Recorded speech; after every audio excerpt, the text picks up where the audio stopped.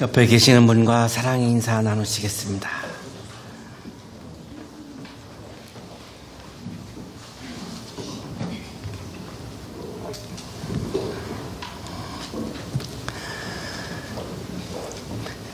박경리님의 유고시집 버리고 갈 것만 남아서 참 홀가분하다 라고 하는 유고시집 안에 옛날에 그 집이라고 하는 시가 실려 있습니다. 빗자루병에 걸린 대추나무 수십 그루가 어느 날 일시에 죽어 자빠진 그 집 15년을 살았다. 빈 창고같이 횡댕그렁한 큰 집에 밤이 오면 소쩍새와 쑥쑥새가 울었고 연못의 맹꽁이는 목이 터져라 소리 지르던 이른 봄, 그 집에서 나는 혼자 살았다. 다행히 뜰은 넓어서 배추 심고 고추 심고 상추 심고 파 심고 고양이들과 함께 정 붙이고 살았다.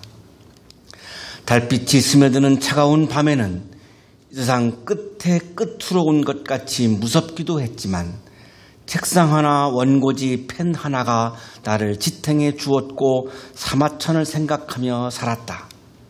그 세월, 옛날의 그 집, 나를 지켜주는 것은 오로지 정막뿐이었다. 그랬었지. 대문 밖에서는 늘 짐승들이 으르렁거렸다. 늑대도 있었고 여우도 있었고 까치독사 하이에나도 있었지. 모진 세월 가고 편안하다 늙어서 이리 편안한 것을 버리고 갈 것만 남아서 참 홀가분하다.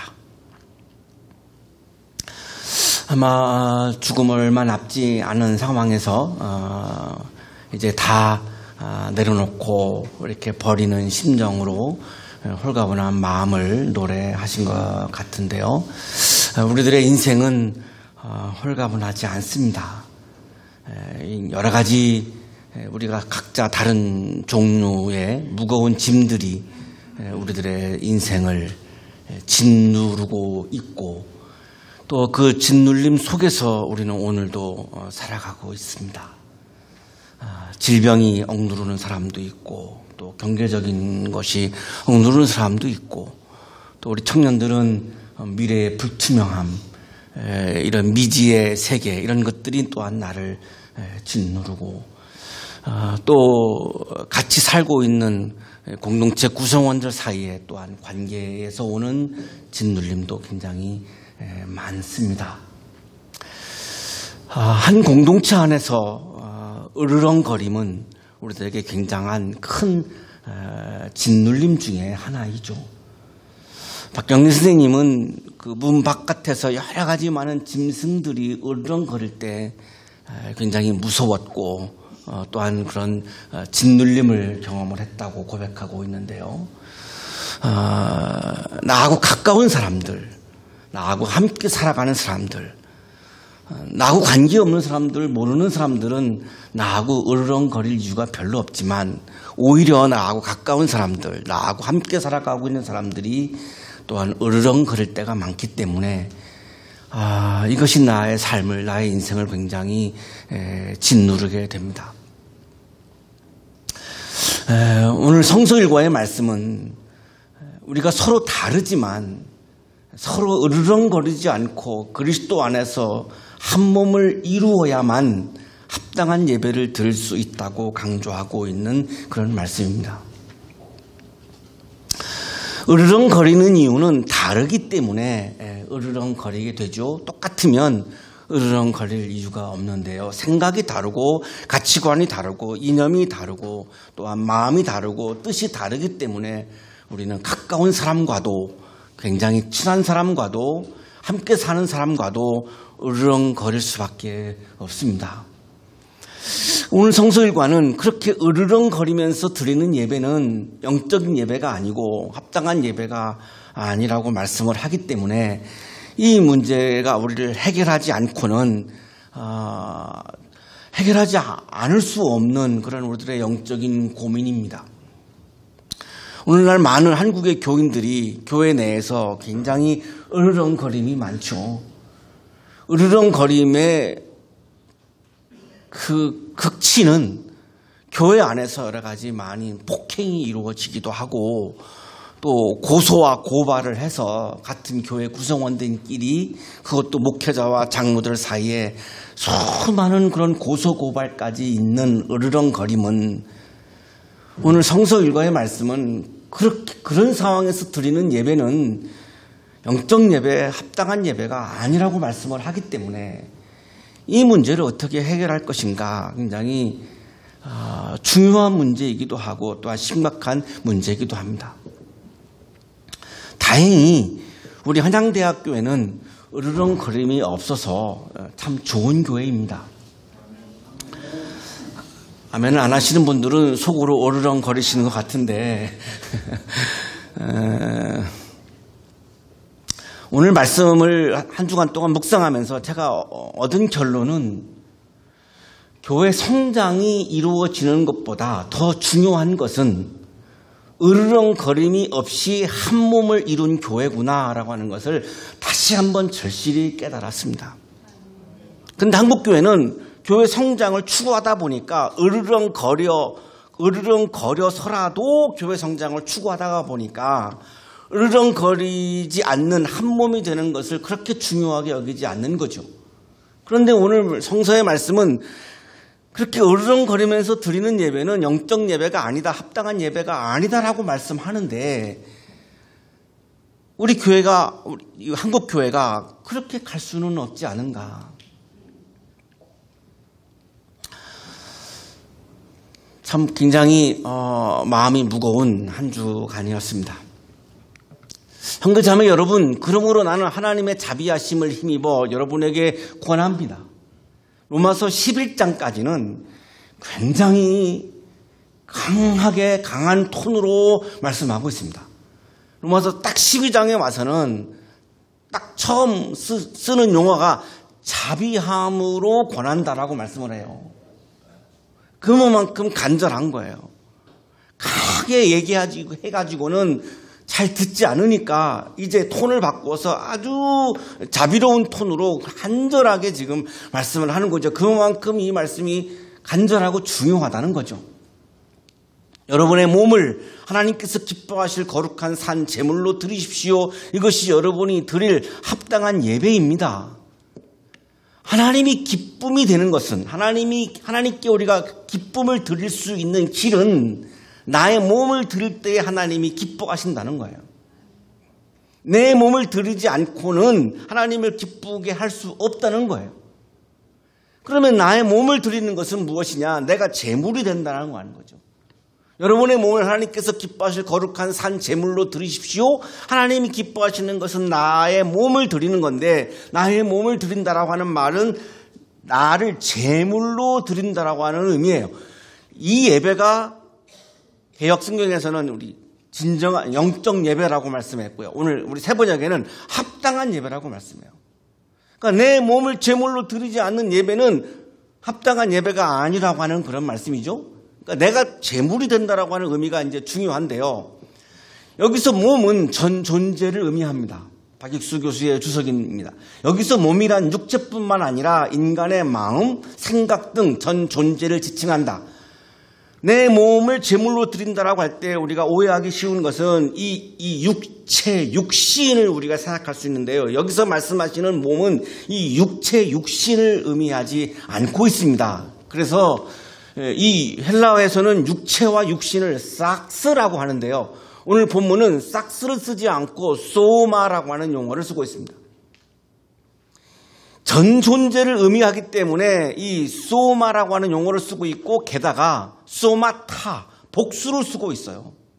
그 복수를 쓰고 있는 이유가 뭐냐면 이 플래시, 육체, 육신을 의미하는 것이 아니라 눈, 코, 입, 손과 발 이렇게 다양한 지체를 가지고 있는 바디스, 소마타 를 의미하기 때문에 게다가 나의 정신과 마음과 뜻과 이 모든 여러 가지 전 존재를 의미하기 때문에 복수 소마타를 쓰고 있습니다.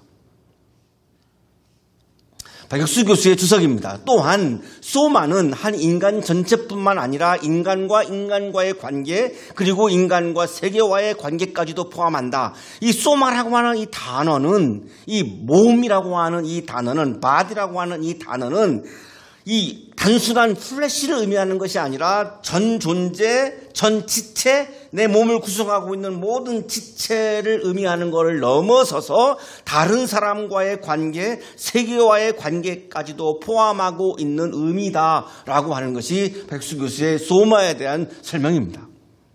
그러니까 내 몸을 드린다라고 하는 그 안에는 다른 사람과의 관계, 세계와의 관계까지도 포함되어 있다라고 하는 거죠. 따라서 다른 사람과의 관계가 깨어지고 이 서로가 으르렁거리면서 내가 드리는 예배는 내 몸을 드리지 않는 예배가 됩니다. 그래서 바울은 그 예배는 합당한 예배가 아니다, 영적인 예배가 아니다, 그냥 형식적인 예배에 불과하다라고 하는 것을 강조하고 있는 거죠. 왜냐하면 인간은 몸으로서 세계를 경험하고 다른 이들과 관계성을 맺을 수 있기 때문이다. 나의 전 존재가 제물이 된다는 것은 나의 모든 마음과 뜻을 하나님께 드리는 거죠. 나의 뜻을 드리면, 내 마음을 드리면 내 안에 내 마음과 내 뜻이 없어집니다. 드렸기 때문에 없어지는 거죠. 내 물질을 드리고 나면 내 통장에 그 물질이 없는 것처럼 내 마음과 내 뜻을 하나님께 제물로 드리면 내 안에는 이제 내 뜻과 내 마음이 없어졌어요. 나의 마음과 내 뜻을 내세우는 것과 지금 대조적인 개념으로 지금 말씀하고 있는 거죠. 너의 몸을 제물로 드리라고 하는 이 말씀은 나의 마음과 나의 뜻과 나의 생각과 나의 이념과 나의 모든 것들을 다 이렇게 제물로 드리라고 하는 건데, 드리고 나면 내 안에는 내 뜻과 내 마음이 이제 없어요.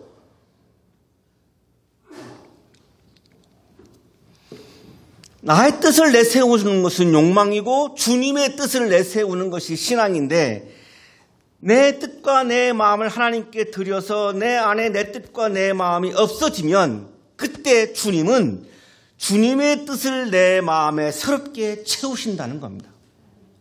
자, 요 상태가 신앙이라는 겁니다. 어렵죠? 쉽지 않습니다. 그래서 요즘 젊은 신학자들이 기독교에 수행이 필요하다라고 그렇게 강조하기 시작했습니다. 우리가 수행이 없다 보니까 이 길을 걸어가지 못하고 그냥 포기해버리고 이런 본질적인 기독교 신앙이 아니라 약간 왜곡된 우리가 신앙을 가지며 살아가고 있다라고 지금 지적을 하기 시작을 했죠. 이게 수행이 아니고 저절로 되지 않죠. 내 뜻과 내 마음을 하나님께 드리는 거, 이게 여간히 쉽지 않습니다. 어렵습니다. 왜냐하면 각자 우리에게는 내 뜻과 내 마음이 중요하기 때문이죠. 중요하지만 이거를 드리고 나면 주님께서 주님의 뜻을 내 안에 채우면 이제 나는 내 뜻을 내세우지 않고 주님의 뜻을 내세우는 삶이 비로소 시작된다는 겁니다. 그것의 모양은, 그것에 나타나는 현상은 나는 이제 내 뜻을 따라 사는 것이 아니라 하나님의 뜻, 주님의 뜻을 실천하며 살아가게 된다는 겁니다. 이 하나님의 뜻을 실천하며 사는 것을 강조했던 것이 우리 설립자님의 사랑의 실천의 개념입니다. 말로만 믿었다라고 하는 거죠. 우리 설립자님이 봤던 한국교회의 아픔은 말로만 믿었다라고 하는 거죠. 이 말로만 믿은 게 뭐냐면 내 마음과 내 뜻을 하나님께 드리지 않았다는 거예요. 드리지 않으니까 여전히 그냥 예배는 드리지만 내 뜻을 따라 살아가는 거고, 사랑을 실천하는 것이, 그것이 바로 하나님의 뜻을 실천하는 것이고, 하나님의 뜻을 실천하려면 주님의 뜻을 내세워야 되는데, 주님의 뜻을 내세우려면 내 뜻과 내 욕망과 내 마음을 하나님께 드려서 없애지 않고는 불가능하다는 거예요. 이 합당한 예배를 원어 성서는, 헬라어 성서는 로기켄 라투레이안이라고 이야기하고 있습니다. 이 로기켄이 개혁 성경에는 영적으로 번역을 했고, 우리 새번역에는 지금 합당한 이렇게 번역을 했습니다. 이 라투로에이안에서 레투르기아라고 하는 예배라고 하는 그런 용어가 왔는데요. 박혁수 교수의 주석입니다. 인간이 하나님과 연결되는 합리적이고 논리적인 예배라는 뜻으로 이해하는 것이 가장 적절하다. 이 로기켄, 옛날 성경의 영적, 오늘 성경에는 합당한 이 단어를 해석하는 가장 정확한 의미는 하나님과 연결된다는 거예요. 영적이라는 말은, 합당하다라고 하는 말은 하나님과 연결되면 그때 나는 하나님께 압도당해서, 하나님께 매혹당해서 그냥 아무 미련 없이, 아무런 저항 없이, 아무런 스트레스도 없이, 고민도 없이 기꺼이 내 뜻을, 내 마음을 하나님께 드릴 수 있다는 거예요. 그분이 워낙 크신 분이기 때문에 이까짓 거 뭐 안 드릴 수 없다는 거죠. 못 드리는 이유는 그럼 뭐겠습니까? 하나님과 연결이 안 되기 때문에 못 드리는 거죠. 연결이 되면 안 드릴래야 안 드릴 수가 없어요. 내가 너무너무나 존경하는 분을 내가 만나면 그분 앞에서 내 뜻을 이야기하지 않아요. 그건 억지로 그러는 거 아니라 자연스럽게 감히 내가 그 존경하는 그 위대한 그분 앞에서 내 사고, 내 생각, 내 학문 감히 어떻게 얘기하겠습니까? 그분이 얘기하시는 거 귀담아 듣고 한마디라도 더 들으려고 할 수밖에 없어요. 똑같은 거죠. 하나님과 연결되면 자연스럽게 기꺼이 내 뜻을 드리게 되는 거죠. 그러면 주님의 뜻이 내 마음에 채워져서 그 주님의 뜻을 박혁수 교수는 매우 합리적이고 논리적이라고 얘기해요.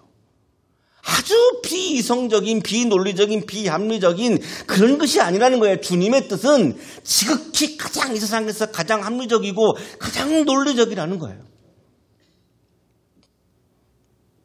이거를 거부하니까 아주 비합리적인, 비논리적인 것으로 교회가 신앙이 가버리면 거기에 욕망이 신앙으로 둔갑을 해버리는 거죠. 아주 비합리적인 욕망, 비논리적인 욕망이 마치 신앙이 되어버리는 거죠.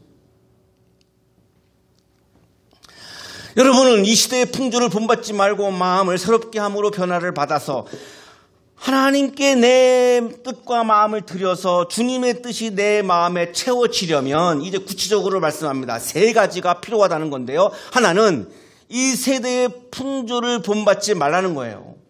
이 세상을 따라가는 것이 아니라 내 뜻을 내세우는 이 세대를 본받지 말라는 그런 의미죠. 이 세상에서는 많은 사람들은 다 내 뜻을 내세우며 살죠. 그 내 뜻을 내세우고 내 뜻이 이루어지고 많은 사람들이 내 뜻을 따를 때에 사람들은 굉장히 기분 좋고 행복해하는 거죠. 이게 이 세대죠. 그 세대를 따르지 말라는 거예요. 이 세상의 사람들은 내 뜻이 이루어지고 내 뜻을 많은 사람들이 따를 때 막 해피해하는데 그거는 행복한 길이, 진정한 행복이 아니라는 거예요. 그건 얼마 가지 못한다는 거죠.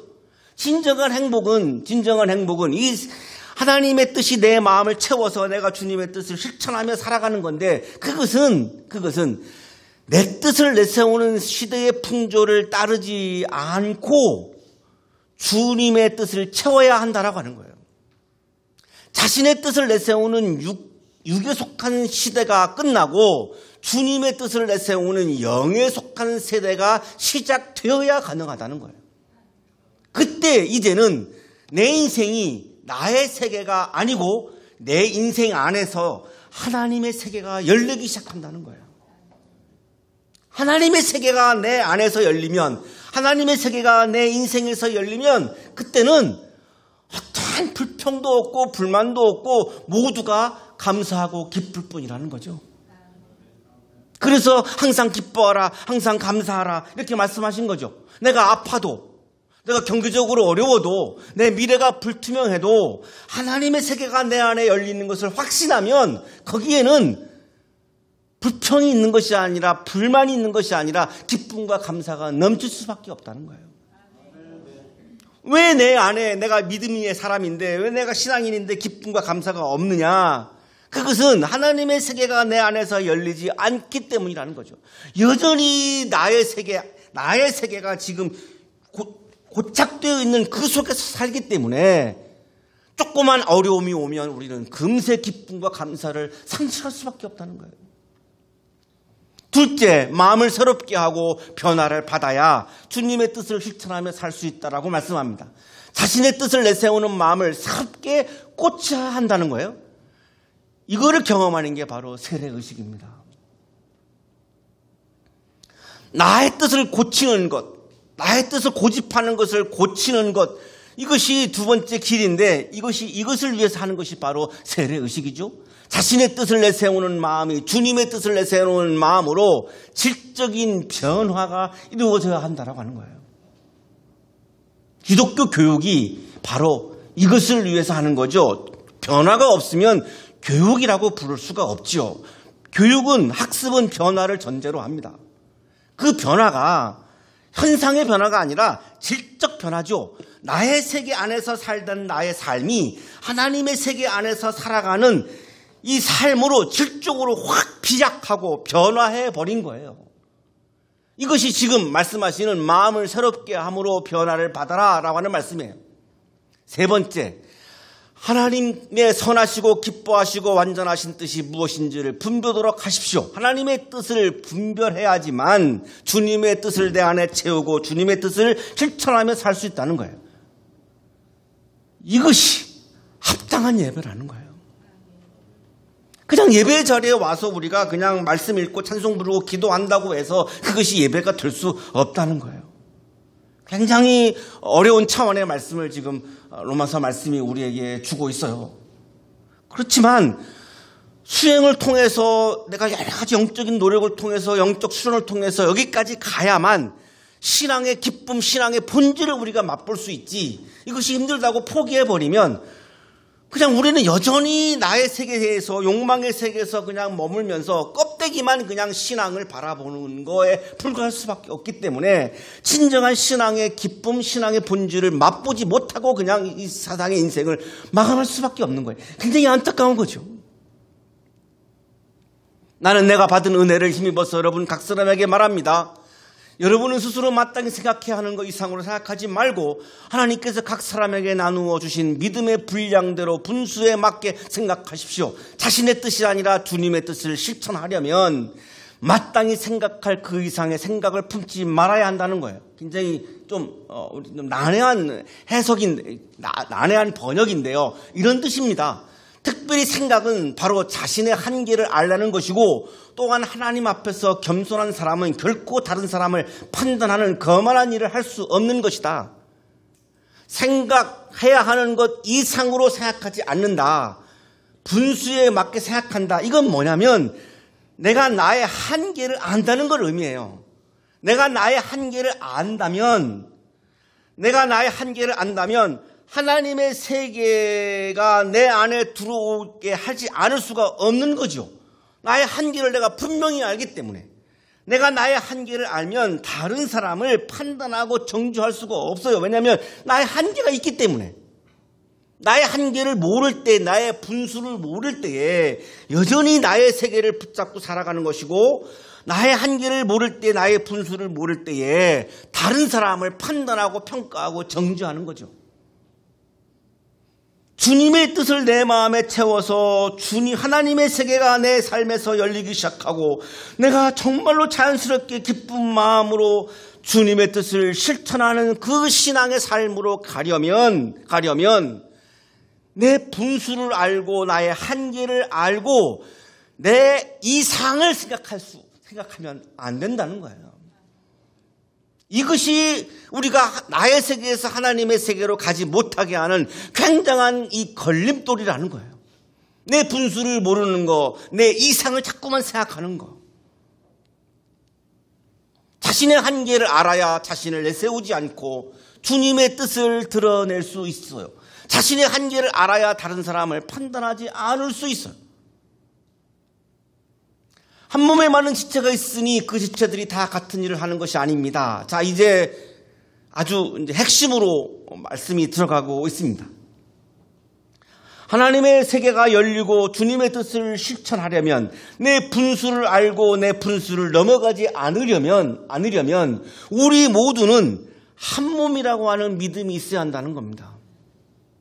우리 모두가 한 몸이라고 하는 믿음이 있으면 정죄할 수가 없다는 거죠. 그런데 한 몸이라고 하는 믿음을 갖지 못하는 이유는 지체의 다름을 우리가 인정하지 않기 때문이라는 거예요. 손과 발은 다르죠. 그러나 손과 발은 제 안에서 한 몸이죠. 저의 손과 발은 다르지만 한 몸이에요. 손은 발 보고 너는 나와 한 몸이 아니라고 정죄합니다. 다르니까요. 발은 저의 손을 보고 너는 나와 한 몸이 아니야, 너는 나하고 다른 몸이야 라고 정죄할 수 있죠. 다르니까. 굉장히 어리석은 거죠. 손과 발이 다르지만 저의 안에서, 이천진 안에서 이천진의 손과 이천진의 발은 한 몸이에요. 다르지만 틀림이 아니라 다름일 뿐이죠. 달라야 손의 역할을 할 수 있고 발의 역할을 할 수 있지. 이게 획일화돼 버리면 저는 발이 없거나 손이 없게 되어집니다. 행복할 수가 없죠. 손도 있어야 되고 발도 있어야, 손의 역할과 발의 역할이 있어야 저는 정상적인 삶을 살아갈 수 있는데, 손과 발이 다르다고 이거를 획일화시켜버리면, 손으로 통일하거나 손으로 획일화하거나 발로 획일화해버리면 저는 손과 발 중에 하나는 잃어버리게 됩니다. 이거는 한 몸이 아닌 거죠. 오히려 불행으로 가는 길이죠. 로마서 12장의 4절의 말씀은 굉장히 중요한 말씀인데요. 우리가 교회에서 구성원을 이루거나 가정에서 구성원을 이루거나 우리가 직장에서 공동체에서 구성원을 이루거나 다 역할이 다르죠. 역할이 다 똑같으면요, 한 사람만 두면 됩니다. 많은 사람이 있는 이유는 역할이 다르기 때문이죠. 그것을 지체라고 지금 말씀하시는 거예요. 그게 지체라는 거예요. 역할이 다르지만 그 역할이 다른 사람들이 모여서 한 몸을 이룬다는 거죠. 한 몸이기 때문에 정죄하는 것은 어리석다는 거죠. 저의 손이 제 발을 찍어버리면 손도 아프죠. 제 발이 제 손을 찍어버리면 손만 아픈 것이 아니라 제 발도 아프게 되죠. 이거를 왜 모르느냐라고 하는 것을 지금 이 사도 바울이 분열된 교회를 보면서 강력하게 말씀하는 거예요. 너희는 한 몸인데 왜 한 지체인 걸 모르느냐. 손이 아프면 발도 아프고 발이 아프면 손도 아픈데 왜 그거를 깨닫지 못하느냐. 우리는 한 몸이다. 이와 같이 우리도 여럿이지만 그리스도 안에서 한 몸을 이루고 있으며 각 사람은 서로 지체입니다. 우리는 여럿이죠. 그리스도 안에서 그런데 우리는 한 몸이에요. 근데 왜 다르죠? 지체이니까요. 그 다름을 틀리다라고 정죄하면서 으르렁이 생긴다는 거예요.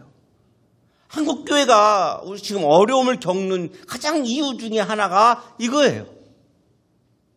다름을 틀림으로 규정해버리기 때문에 서로가 서로를 정죄하면서 교회가, 공동체가 깨지고 으르렁거리면서 한 몸이 깨져버리니까, 합당한 예배를 드리지 못하니까, 주님과 연결이 안 되니까 영적으로 추락하는 거고, 영적으로 추락하니까 말씀이 아닌 내 뜻, 내 욕망을 따라서 살고 있는 처치 커머가 그냥 가득한 교회로 전락하고 있는 거예요.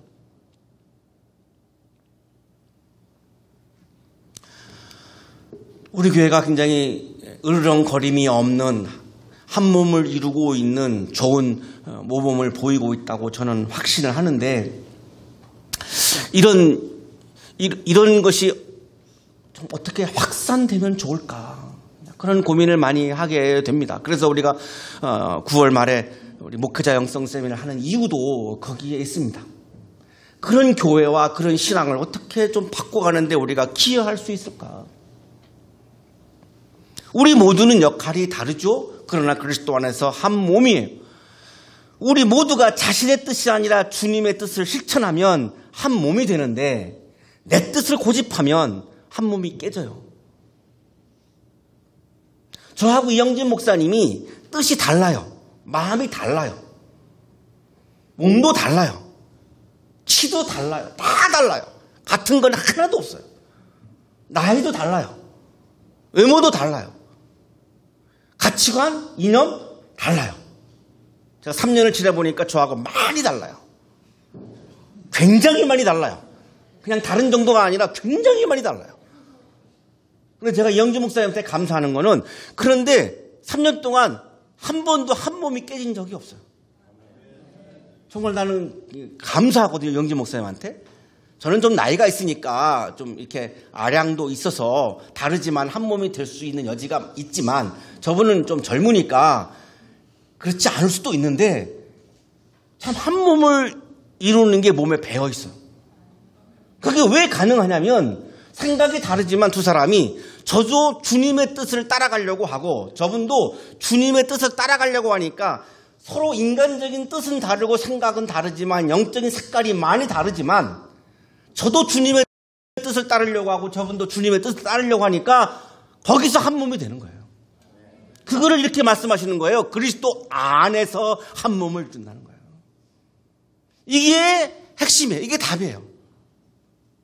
한국교회가 어려움을 겪고 있는데 요거를 깨달으면 서로 다른 사람들을 하나로 획일화시킬 것이 아니라 획일화시키려고 하면은 몸이 깨져요. 한 몸이 깨져요. 그것이 아니라 서로가 다른 부분들을 다 존중해주고 지체로 여겨주고 단 우리 모두가 내 뜻을 내려놓고 그리스도의 뜻을 따라가자라고 한다면 10,000명이 모이든 10만 명이 모이든 그 대형 교회들도 한 몸이 될 수 있거든요. 하나님께서 우리에게 주신 은혜를 따라 우리는 저마다 다른 신령한 선물을 가지고 있습니다. 우리가 왜 다르냐면 하나님이 우리에게 주신 신령한 선물이 각자 다 달라요. 그래서 역할이 다른 거예요. 그래서 생각이 다른 거예요. 그래서 뜻이 다 다른 거예요. 신령한 선물이 달라요. 이 신령한 선물이 카리스마타라고 하는 헬라어인데요. 이 카리스마라고 하는 헬라어가 선물, 은총, 은혜를 말하죠. 우리나라에서는 이게 그 리더십과 관련된 거로 이제 뜻이 바뀌어서 사용되어지고 있는데 본래의 카리스마의 뜻은 하나님이 우리에게 주신 선물이라고 하는 성서의 용어입니다. 하나님이 우리에게 각자 다 다른 선물을 주셨다는 거죠. 그 선물을 이제 예를 듭니다. 첫째 예를 드신 게 뭐냐면 예언입니다. 예언의 선물을 받은 사람은 믿음의 정도에 맞게 예언할 것이요. 여기 예언은 설교를 말해요. 점쟁이가 점치는 것을 말하는 게 아니라 여기서 말씀하시는 예언은 프로페테이안이라고 하는 건데 하나님의 말씀을 하나님이 나에게 맡기신 말씀을 선포하고 설교하는 것을 의미해요.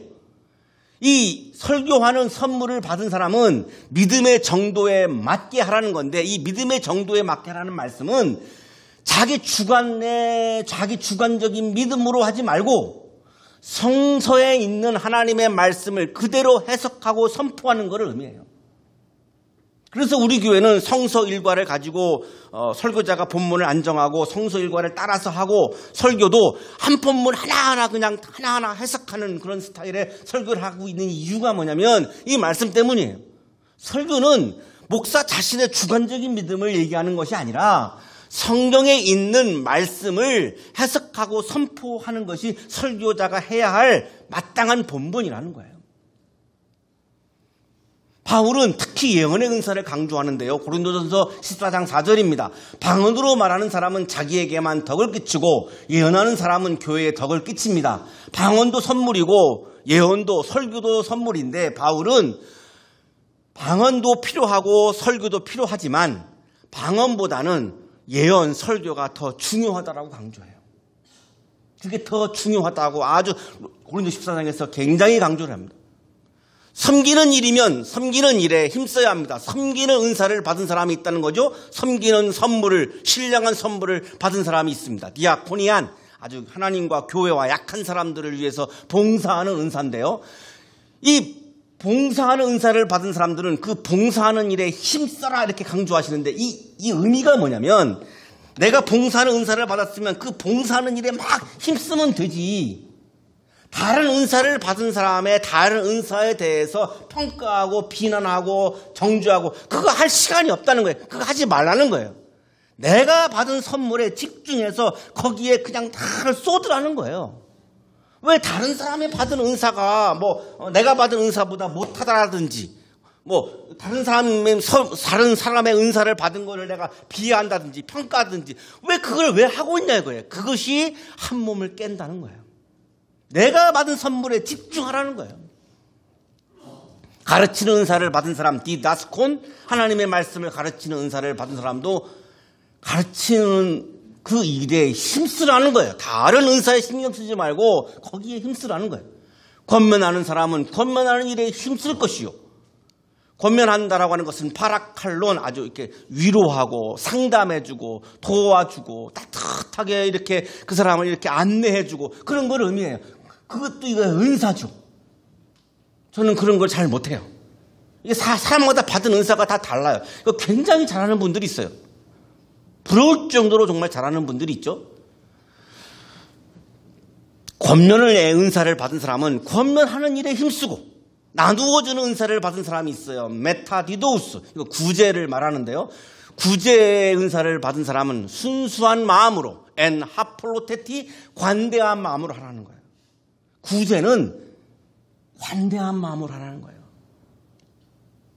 그 여러 가지 많은 것들을 따지지 말고 너그러운 마음으로 좀 미워도 다시 한번 미워도 하라는 거예요.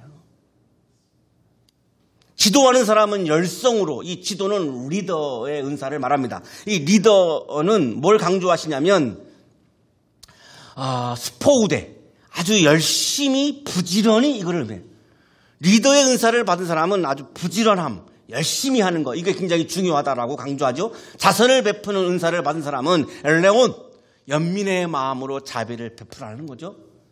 힐라로 테티, 기쁜 마음으로 자선을 베푸라는 거예요. 이렇게 여러 가지의 지금 예를 들어서 신령한 선물을, 은사가 다 다르다라고 하는 것을 이렇게 아주 자세하게 말씀을 해 주시는데요. 강조하고 있는 것은 내가 받은 선물을 귀하게 여기고 거기에 집중하고 거기에 힘을 쓰라는 거고, 다른 사람이 받은 선물에 대해서 존중해주고 그거를 비하하거나 비난하거나 깎아내리거나 그렇게 하지 말라는 거예요. 그래야 한 몸을 이룰 수 있다는 거예요. 서로 다른 은사를 주신 하나님의 뜻을 받아들이고 나와 다른 은사를 존중하고 나에게 주신 신령한 선물, 그 은사에 힘쓸 때에 한 몸이 될 수 있습니다.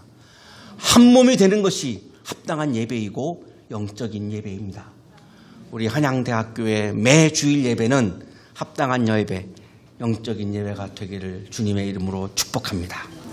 거룩하신 하나님, 우리에게 신령한 선물을 주셔서 감사합니다. 주님 앞에 진심으로 선물 앞에 감사하며 주신 선물에 힘쓰는 그리스도인으로 살게 해 주시고, 다른 사람에게 주신 선물도 우리가 존중하여 우리 모두가 한 몸을 이루어 영적 예배, 합당한 예배를 드리는 우리 한양대학교회가 되도록 복내려 주옵소서. 예수 그리스도 이름으로 기도하옵나이다.